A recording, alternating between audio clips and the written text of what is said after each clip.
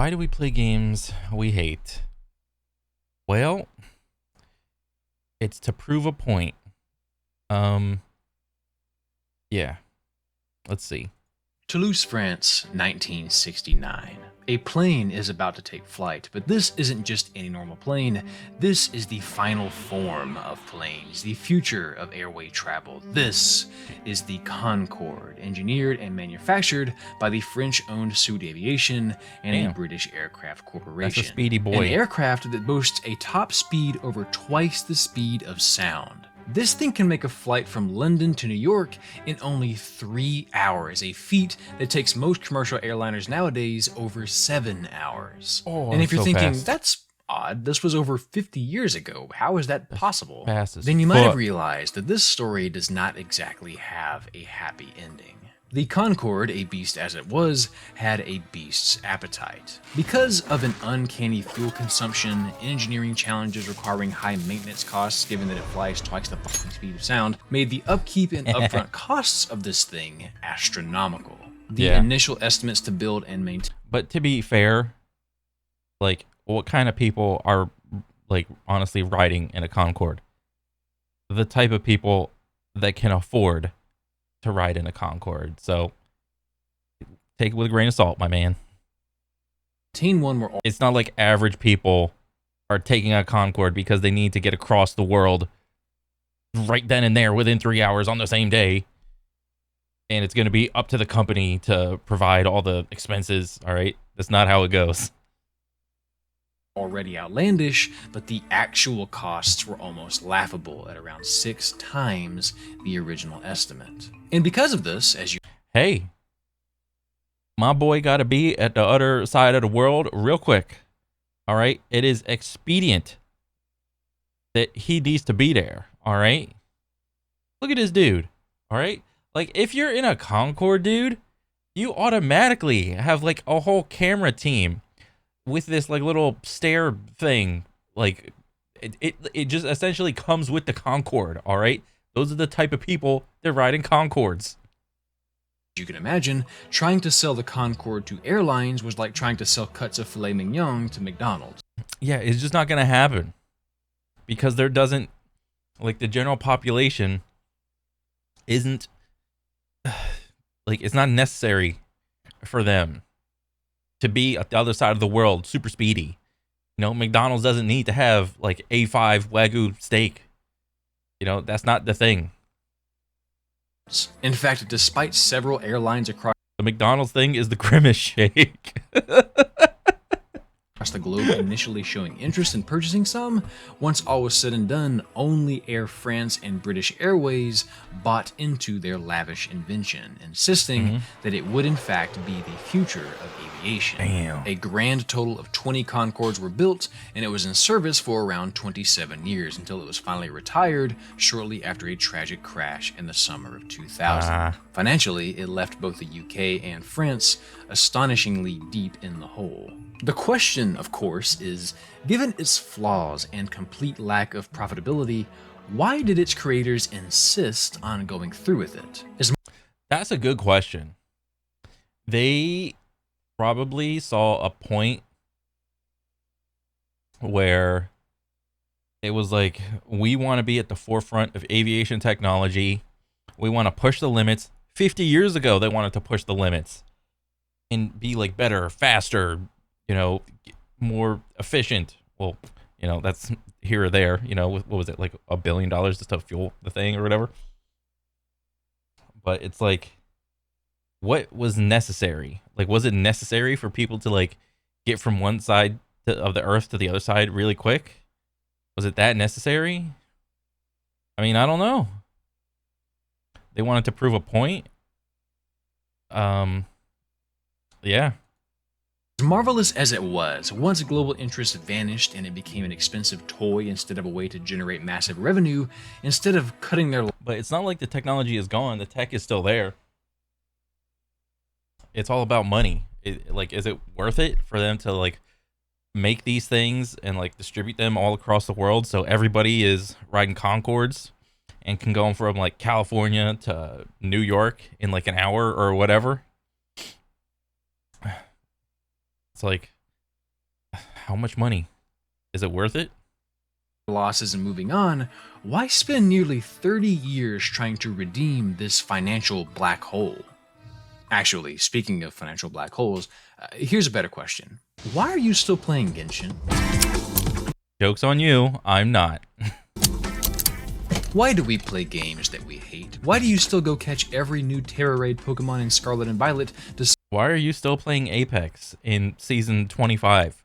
You haven't even hit Masters yet. Or actually, you did hit Master, but it was in the joke season where you could just camp, like run off and be a solo and just camp in a tree and, you know, not engage in any fights, and you just get Master, all right?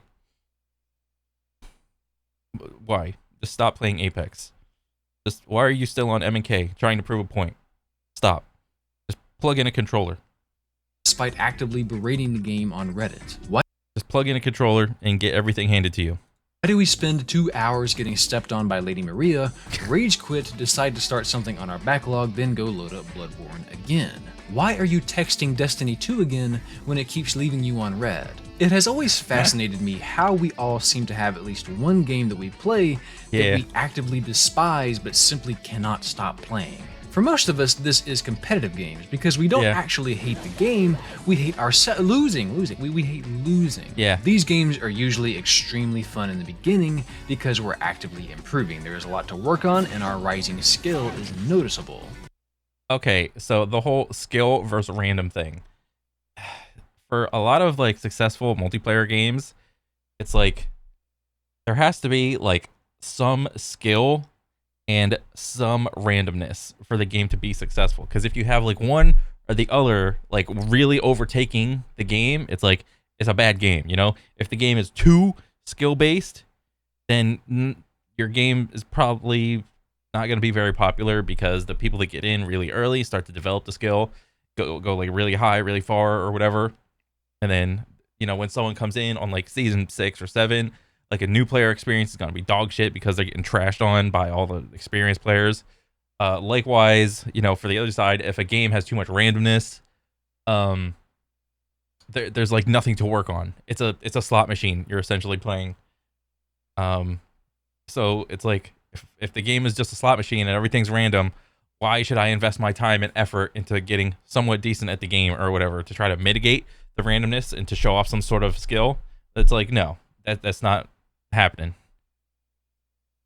But once we iron out all the basics and we're hashing out smaller, more delicate things like when to chance going for a harder combo to finish out a round or sideboarding for a specific card our opponents are playing, we kind of plateau and suddenly improving isn't so easy anymore.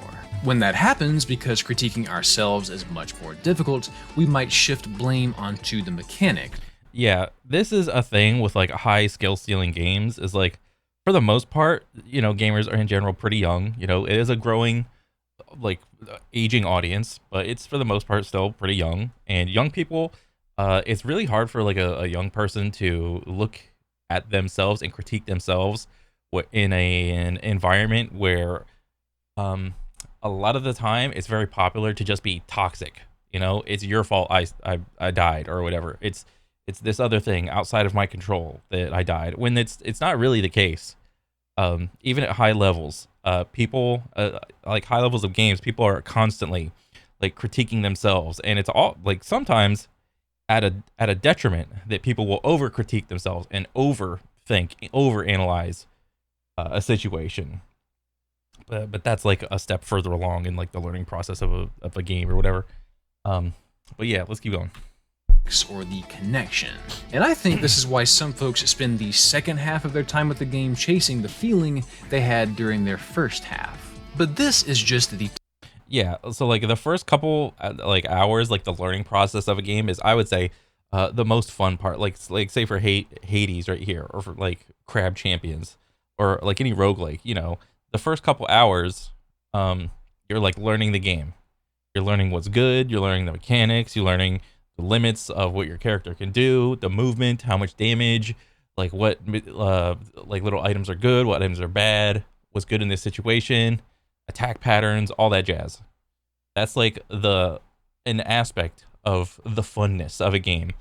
Now, as you like keep going along or whatever, it's like when you start to learn the game, and let's say for Hades, you can start to like make your build or whatever for your weapon. You know, you start to learn what's good, what's bad, and then you can do it quicker and quicker. And that's just another aspect of the fun that you can have in a game like this. Tip of the iceberg, because it's not just competitive games, baby. It's not even just difficult games. There are people out there that feel this way about titles from every genre. You've read the video title, you know what we're here to discuss. Why is there sometimes such a disparity in what we say and what we do? Now, I've broken up this video into 4 cute little categories, and somehow, hilariously, League of Legends fits into all of them. Yep. I'm very happy I don't play this game. Yeah. So without further ado, I think I played overall like only a couple hundred hours of League of Legends. Like most of it was like in just like regular pubs or whatever, and then a little bit of whatever that one lane one is, and then I tried to get into ranked with like some friends or whatever, and I was just like, ugh. Like once I learned like the end game, what the goal of the end game is, you know, essentially you're just like clicking around, dodging abilities, trying to get the last hit on minions, and you know, then you accumulate so much gold, you know, you go back, you get your item, you're looking at their mini map constantly. I'm just like, this gameplay loop is just unattractive to me. I don't feel like doing this. So yeah, I just quit. And plus the whole community is like insanely toxic. Even in like bronze, it's insanely toxic. I'm just like, what? let's hit the first category and talk about how the hate makes you stronger. Yes. Some games are built to make you hate them, or at least it might feel that way. Competitive multiplayer games, games with brutal, unforgiving difficulties that bully you and beat you down into submission. The Binding of Isaac, Darkest Dungeon, Overwatch, Street Fighter, Souls games, Fear and Hunger, Magic the Gathering. Just by simply reading these names out loud, someone watching this started sweating. What about that? Here's the funny thing about all video games. All video games are programmed to lose. All right? They are made so that the player can overcome them and just win. All right? Now, the error, the margin of error or whatever is going to differ from game to game. Some games have like a very small margin and it's like, oh, it's a 1 frame, 2 frame thing that I got to overcome, and then like other games, it's like, I got like a couple seconds to like do the counter or whatever. So, yeah. It should go without saying that the pain these games make you feel comes from the fact that at some point, you will do a fair amount of losing in them. Yeah. In fact, there will be play sessions where you probably spend more time losing than you do winning. Yeah. In the beginning of a game that you play, you're always losing, you're always learning, you're trying to make sense out of all the chaos that is a new game or whatever. And here's the thing. Depending on your goal of the game, you will always be losing until you don't. So it's not like you see like this good guy playing a game or whatever, or like a streamer or YouTube video. He like puts a video out or whatever, and it's like, oh, look at this build, guys. This thing just trashes like all the mobs and so on and so forth. Look at this build. And it's like, to get to that point, the person had to do a bunch of shit to make that, to learn the game, to like put everything together, to make this like final build or whatever. So it's just like this random statement that I just made up of like, you will always be a loser until you're not. And this kind of rings true for me, because like playing Kovacs or whatever, like game trainers, most of the time I am not achieving my goal of like hitting the rank, like the score that I want to, until the one time that I do. And it's just a matter of time. So yeah.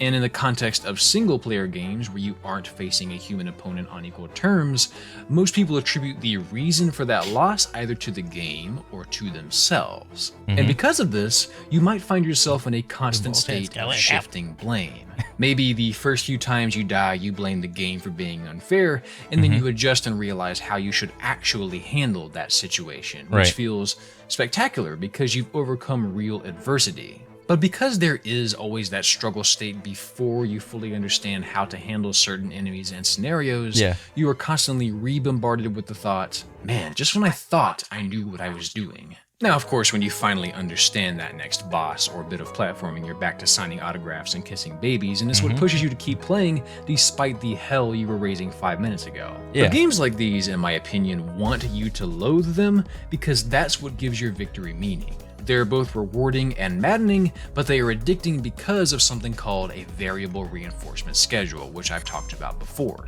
This is how slot machines keep you coming back. Bro, this is not...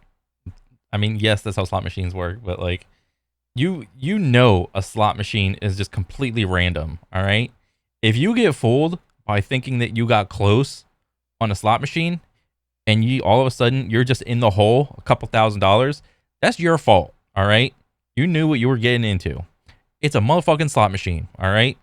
Stop. There is no skill with the slot machine. It's random. They don't reinforce every effort you make. They pay out very sparingly, which in practice is what most brutally difficult games do to the average player. You only win a small fraction of the time, but once you hit the jackpot once, you're hooked, constantly chasing that fleeting glory that you once had before. The difference, of course, is that your skill is the determining factor here and not a random probability, but the fact remains that when you don't just get to win every time, it makes winning mean more and it keeps you coming back for a long, long time. Which is why Street Fighter has been suckling away at all of my time this summer, and certainly not for any other reasons. And this begs the question, what if we do add that third factor, another human player? Like I said earlier, the plateau exists. Eventually, once you hit a certain skill percentile... Skills to pay the bills. Time. Oh, man. Yeah. ...of the player base, improving your own game doesn't come as quickly or as easily as it once did. Yeah. And in fact, now, to stay competitive, you must confront a big, sweaty, mean, daunting reality. Yeah. The meta. If there was a new... The most effective tactic available. Is that what fucking meta means? I had no idea. I didn't know that was a fucking acronym.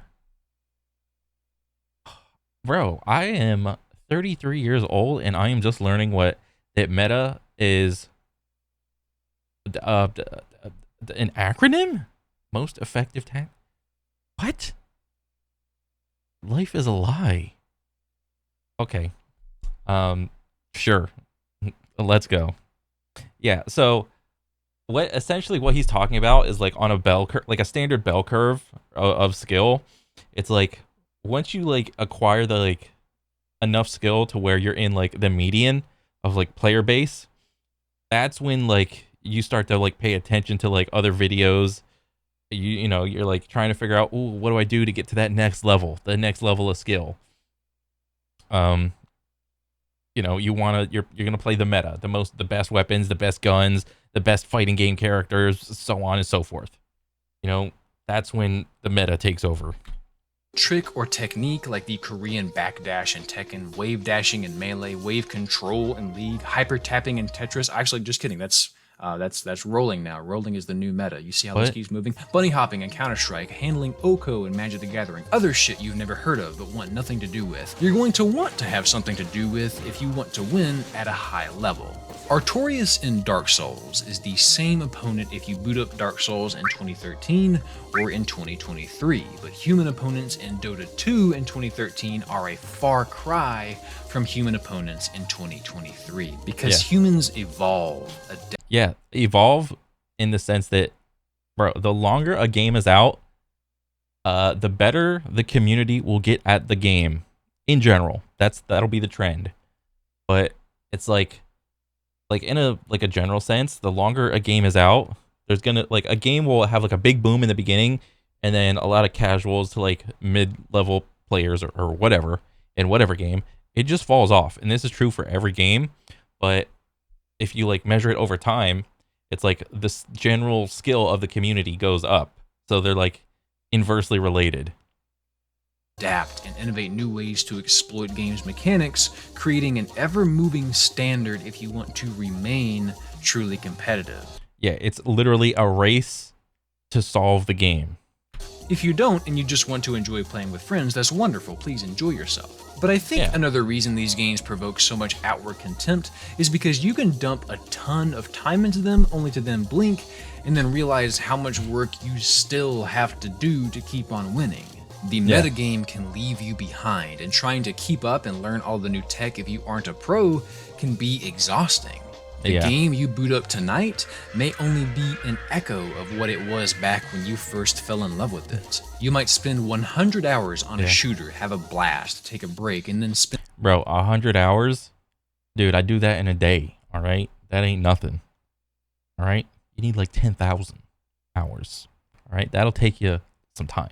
And another 300 trying to recapture the fun you had in the first 100. It's for this reason that I am very much a massive fan of the first year of a fighting game's release. Yeah, I would agree. The first year of like a fighting game, and maybe to some degree some other games, everybody's trying to figure out the meta. That's the most exciting point. But at least with fighting games, and depending on how active the development team is with the community, on like how transparent they are with like, startup frames, active frames, cooldown frames, disjointed hitboxes, and so on and so forth. Everyone's gonna try to figure out like a tactic or like a meta, that is going to be, specific to like any one person's play style. It should be like a healthy scene is like a rock paper scissors type deal. This beats this top thing beats this thing beats that thing beats this thing. It should never be like a 50-50. And if you want to get like even more a little like complex, look at Magic with like the 5 colors with the play styles. I think that's even more healthy.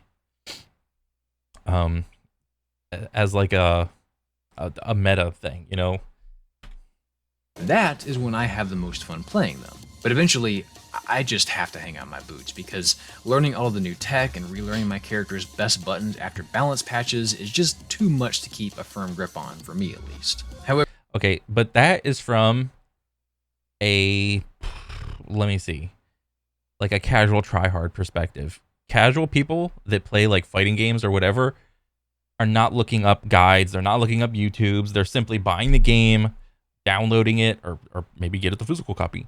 They're playing it on their console or their computer or whatever, and they're just figuring everything out for themselves. They don't care about what Joe Schmo 5-time world champ is doing, trying to figure this shit out.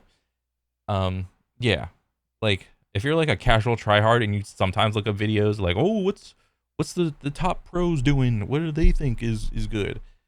Like you're gonna be in that lump of people, like that center bell curve thing. And then it's like every level is gonna have their own interaction with the game and how they want to like contribute in a way, or maybe they don't contribute in a way. Casuals, they just play the game. They just exist. Sometimes they go on the ladder and they're just chilling, having a good time. Casual tryhards, they're gonna be the meta bros. They want the top tier characters, or maybe they don't care about the meta characters. They just are like pretty decent at most of the characters, and they got a good understanding of the game, and they can climb the ladder with about anybody and do like halfway decent. And then you have your pro players, your no life dudes that are like constantly in the practice mode. They're always trying to figure out the best like moves at what distance, at what instance can I whip out this move, and he can't do anything. Trying to create up down 50-50s, left right 50-50s. And with every character, they're doing this, and they're just like constantly trying to push the skill gap is much in their favor because that's just what they do. However, for many other folks who adore that game and can't keep up anymore, walking away might be a little less easy, especially since they've spent so much time with it. In short, they are simply in too deep. The creators of the Concord were also in too deep. They had invested several years and exorbitant amounts of money to make this project take off, pun very much intended, and when they ultimately landed... So the in too deep thing, on a surface level, like to like a casual like aviation bro, or maybe even like even like more casual, like someone that's not even into any aviation at all, like the fact that engineers and like everybody was able to make like an awesome piece of technology, but it wasn't like financially, I don't know, viable to like put into like commercial airports. From that perspective, it's like, yeah, we're in too deep. But from like a technological standpoint, it's like, wow, humans made that. This is possible. Yeah, it costs a lot of money, but we still made that awesome piece of technology or whatever. And from that standpoint, I don't think they were in too deep. They were in just, deep enough. No buyers, they had two options: cut losses and move on, or double down and try to make this work. You know how that story ends. They fell victim to the sunk cost fallacy. So this is apparently like just a plane that crashed or whatever, but I guarantee you, like the whole 747s or whatever the planes that came out before that, they had planes that crashed or whatever and had safety issues. It's just the Concorde or whatever just so happened to be like there's always going to eventually be a plane or something like this. There's always going to be some sort of catastrophic accident. And it's like, it can be like a 50-50 whether or not you want to keep the tech in circulation or like kick it out or whatever. But in this case, it was just like this incident happened, and then it was just like everyone started questioning, oh, Concorde's safe anymore? Oh, that's really fucking fast they're flying or whatever. So like, let's say the opposite happened, like the crash happened and then they started investing in like more safety features to prevent this type of thing happen. Maybe the Concorde could have been even more safe if they wanted to put the time and effort into it, but it just, wasn't financially viable at the time.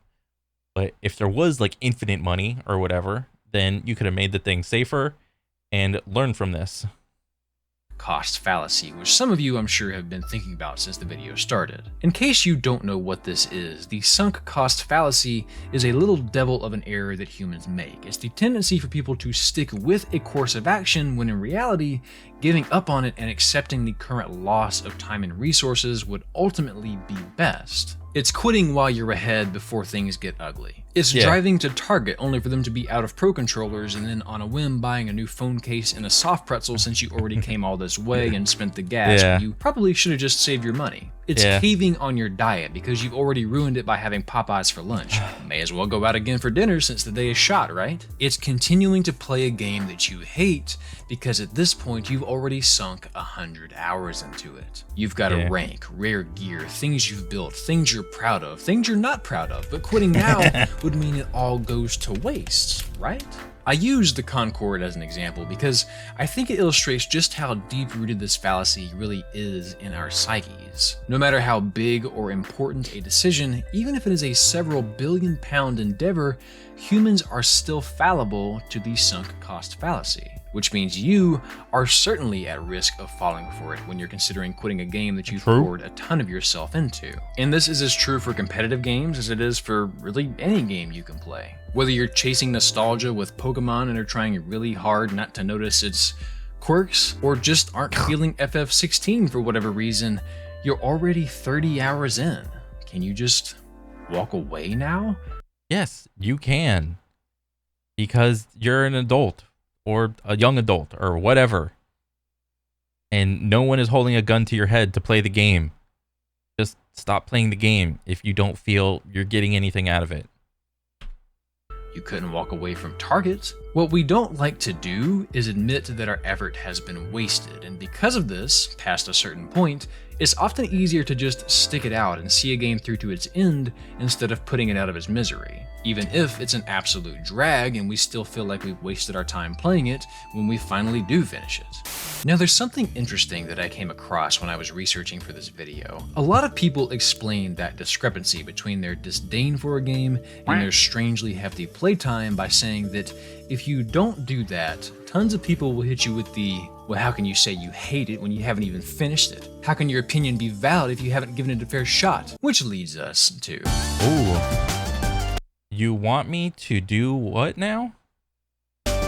I simultaneously have a fair bit of pity and respect for the folks that go out of their way to finish games simply so that they can say, now that that's done, I can fully articulate why I hate this game. I came across this because I found an old Kotaku article about how a ton of people were requesting refunds for games. Ever play a game for 100 hours, then realize you hate it? Yeah, it's called Diablo 4. After playing them for 50 plus hours, which is like calling the waiter over to your table and asking for a refund on your empty plate because your steak dinner wasn't very good. Some of the comments are gold though. I had no clue people did this, but it made me realize that even if I can usually tell very quickly if I'm going to vibe with the game, and in fact I often may be a little too quick to judge, a lot of people do genuinely feel like they can't fully decide how they feel about a title until they're sufficiently nose deep in the sauce. They need to wait and see if the story picks up. They need to know if the combat is surprisingly deep once you get to some of the bigger challenges. They need to discover if they find themselves thinking about the game when they're at work or at school. Bro, is this even applicable to any other sources of like entertainment mediums or whatever? It's like, do you ever like listen to a song halfway through and then you're just like, this is fucking stupid, I'm out? Or like apply this to like books. Like, you ever just read a book and you're just like halfway through and then you just decide, this book is stupid, I'm out? Or like maybe a movie or maybe a show. That's completely understandable. I mean, I watched season 1 of The Witcher and that shit slapped. Season 2, a couple episodes in, I was like, this is fucking stupid.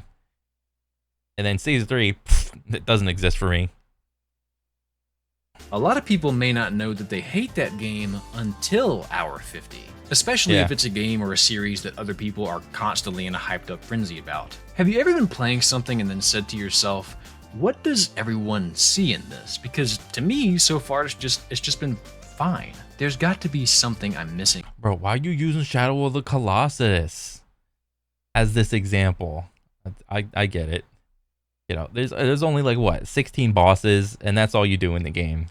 And I guess people that, you know, have played like the remake and didn't play it like on OG release like back in the day, you know, they were expecting something different, and then all they realize is like, you just defeat a boss, go back to the castle. Defeat a boss, go back to the castle.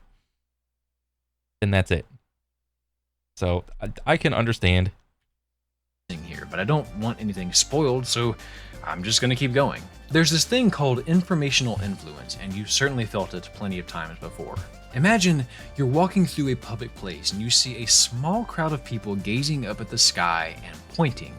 They're really baffled about whatever is up there. As you walk by them, what do you do?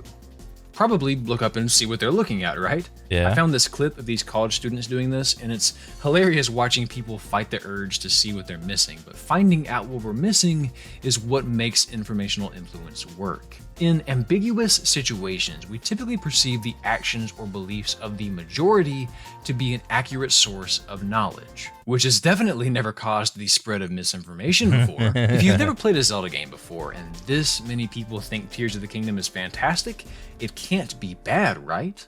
I think this is another big reason why we often keep playing games that we hate. Socially, we know that many people can't be crazy, right? What do they know that you don't? And so, you keep playing and looking for answers. In some cases it's worth your time, in others it is not. But if you're chasing the same experience everyone else had and it doesn't quite do for you what you were hoping, then all of that time is regretfully gone, and there's no getting it back.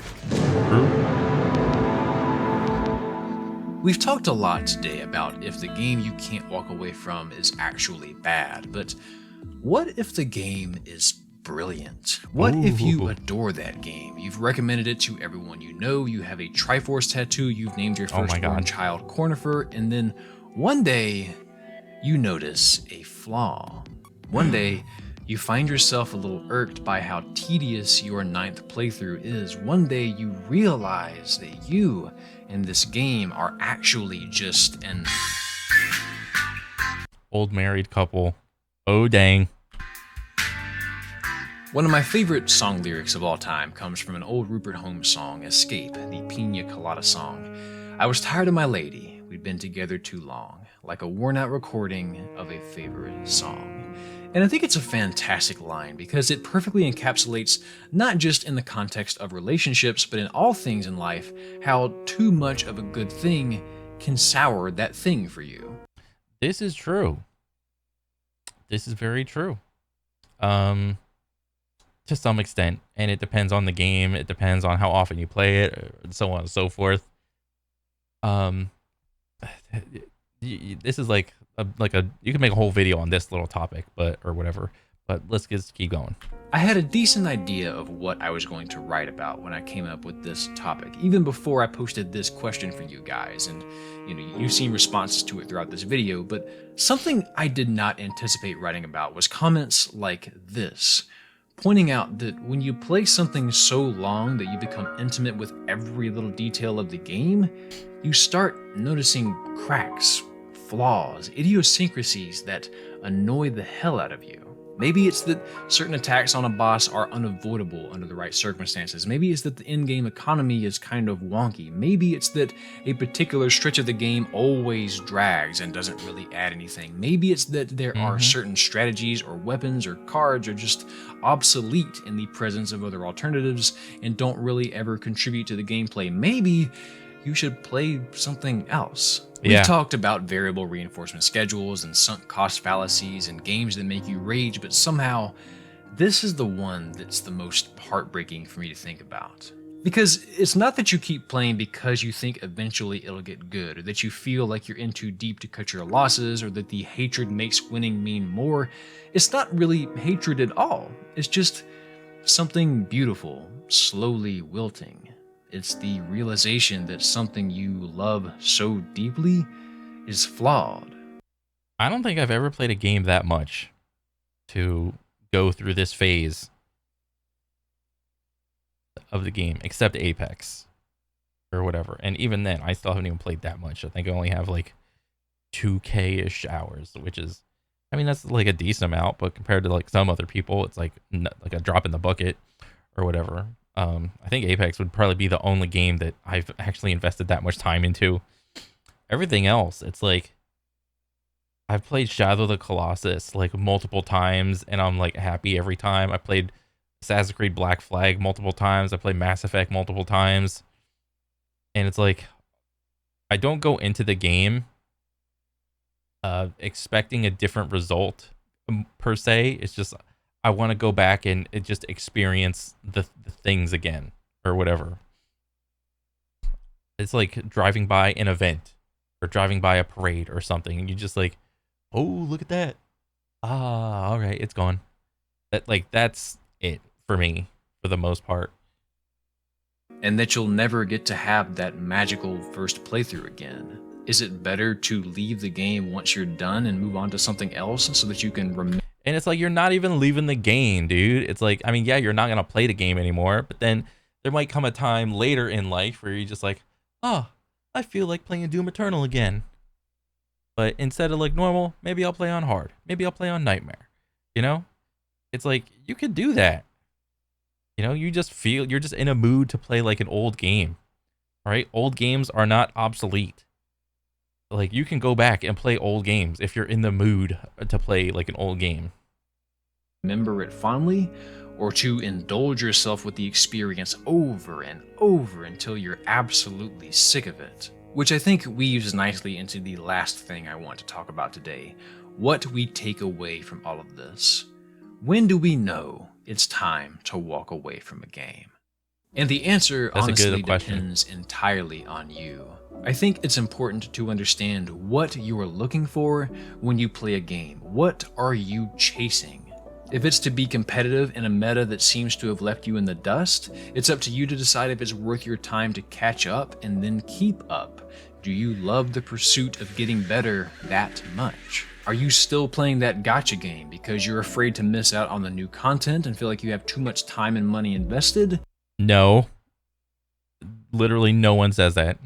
Or do you play because you adore the community, the characters, and the story that's swept you off your feet? Are you playing this because you want to understand the buzz, or are you playing this because you're genuinely captivated by your time with it? Is the victory worth what the game is putting you through? Are you still having fun on this playthrough, or are you just trying to recapture the wonder of your first steps in this world?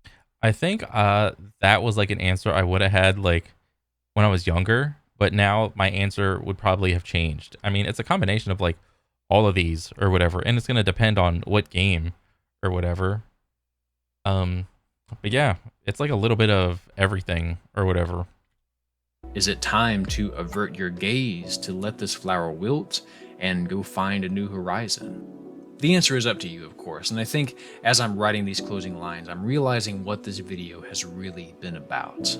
Letting go, knowing when to move on.